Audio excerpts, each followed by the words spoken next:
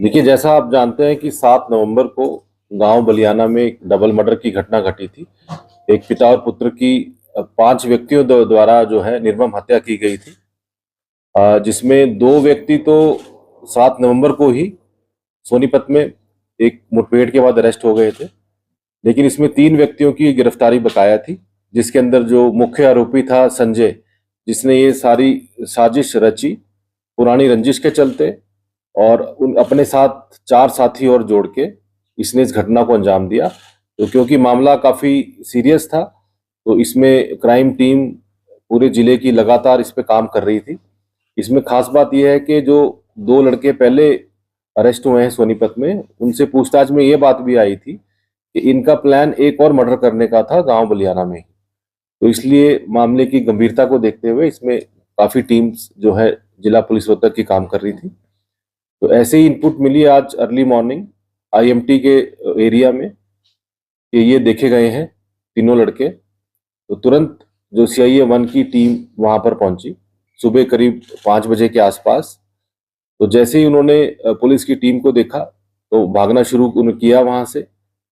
Police द्वारा उनको warning दी गई, लेकिन उन्होंने जो है वापस पलटकर पुलिस पर फायर किया तो अपने सेल्फ डिफेंस में, और उनको डिटेन करने के मकसद से उनके ऊपर भी पुलिस द्वारा अपनी सेफ्टी के मद्देनजर फायर किया गया, जिसमें एक जो संजय मुख्य आरोपी है उसको एक बुलेट इंजरी हुई है।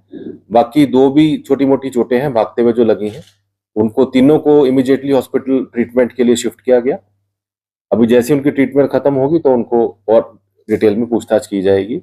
इनसे जो है जो वेपन यूज हुआ था मर्डर में, जो पिस्टल थी, वो भी रिकवर हुआ है। इसके अलावा एक और इलीगल वेपन इनसे रिकवर, तो 2 वेपन और कुछ जिंदा राउंड इनसे रिकवर हुआ है। देखिए, उन्होंने करीब 4 राउंड फायर किए हैं, पुलिस की तरफ से भी 3-4 राउंड फायर हुए हैं।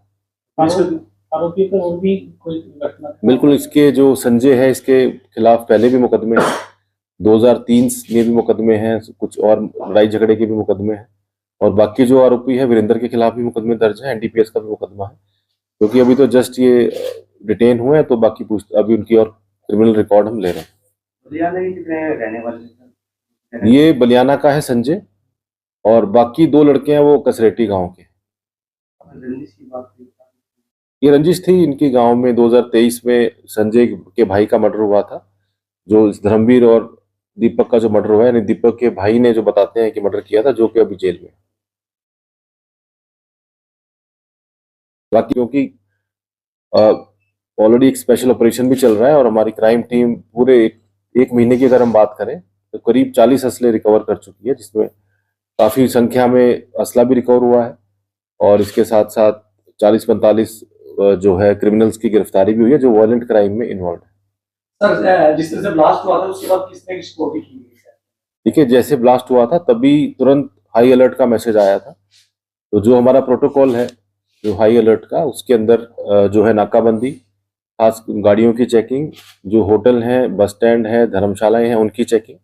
तो तभी से पूरी डिस्ट्रिक्ट पुलिस उस हाई अलर्ट के मद्देनजर कार्रवाई में लग गई थी।